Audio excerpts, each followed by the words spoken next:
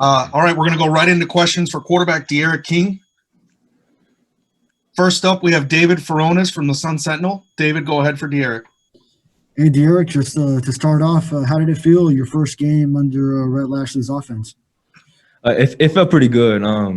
It was a lot of things that usually happen in the first game. I think we did some good things, and we got to get better on a lot of stuff that we got to get better quick on a lot of stuff. But it felt good. Just going out there running the ball pretty well. I think the O-line did a great job. Obviously, the running backs did a great job, and a few people made plays, so it felt good overall.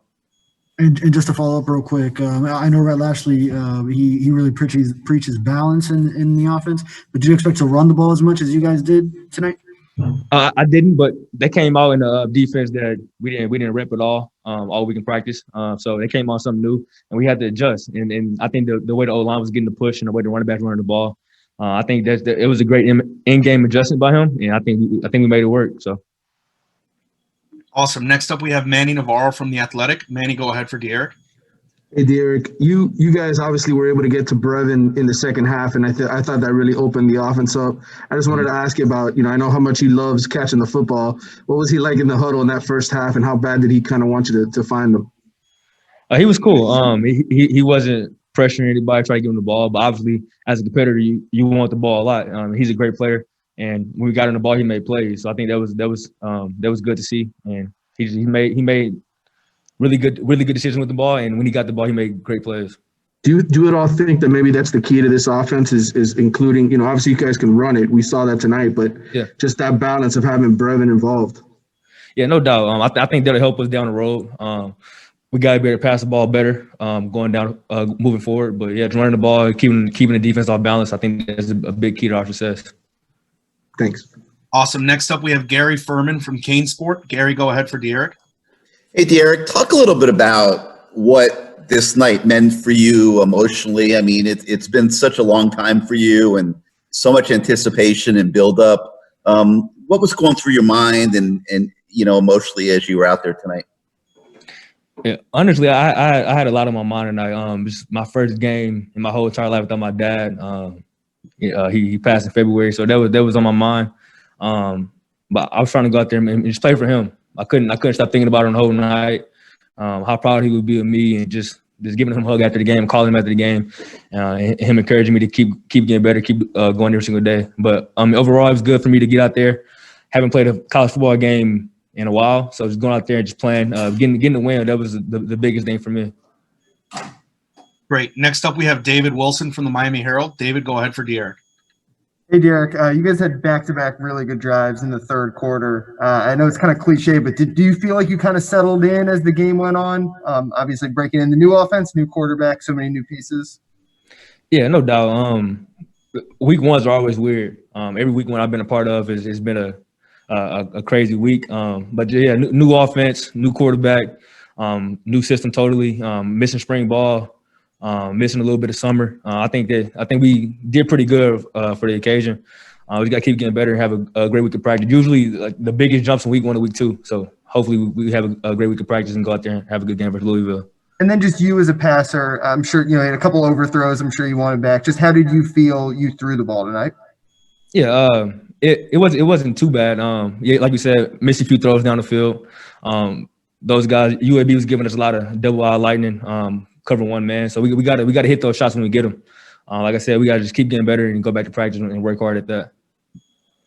Awesome. Next up, we have Matt Baker from the Tampa Bay Times. Matt, go ahead for De'Aaron. Hey, De'Aaron, can you kind of take us through your touchdown run? He called a play. I seen the play break down. I felt like UAB was dropping a lot of people in coverage. I think my instinct just took over, and I just took off and was trying to get in the end zone. And then to follow up on that, did you give the touchdown rings to your linemen afterward? Yeah, 100%. Those guys deserve it. I think they're the reason our team's gonna win a lot of games this year. They work extremely hard and they don't get a lot of praise. So just every time we score, I think a skilled guy should give the rings to the offensive line because they deserve it. Awesome. Next up, we have David Lake from InsideTheU. David, go ahead for De'Aaron. Yeah, Derek, just wanted to get your thoughts on the importance of Cam Harris to this offense and, in general, how big was that play, the 66-yard touchdown that kind of allowed you guys to breathe as an offense? Yeah, it was a huge play. Cam's a great player.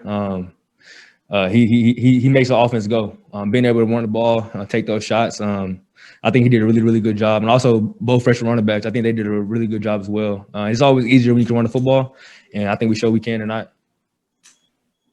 Awesome. We have time for a couple more. Next up, we're going to go to Chris Perkins from Sports Illustrated. Go ahead, Chris. Eric, tell me about the atmosphere at halftime in the locker room. Were you guys wondering what's going on, or were you pretty level-headed? No, I think everybody was level-headed for the most part. We knew how the game was going to go. It was week one. They had a game before us. You had to get the kinks out, get the first game jitters out, and I think we just stand positive in the locker room, just talking to each other and saying we got to go score. We got to go get points on the opening drive, and we did that. And the defense played great all game, so they helped us out a lot. And then tell me about the shirt. How many of you guys are wearing those shirts? And is it just the guys who are on post game, or a large contingent? Tell me about it. The whole team plus the coaches we all had the shirt on coming to the stadium. Everybody has a shirt on right now. It's just trying to send a message that it's not just a one-day thing, one-night thing. It's forever. We got to just keep pushing the movement and just keep moving forward. Awesome. Our last question for Derek comes from Susan Miller-Degnan of the Miami Herald. Go ahead, Susan. Hey, Derek. Your record that you extended, the FBS record of at least one touchdown throw and one run for a touchdown, what does that record mean to you? It means a lot. I would think, but I don't really think about that right now. That's something down the road. Whenever I'm done playing football, I'll probably look back at it and like, man, that's pretty cool.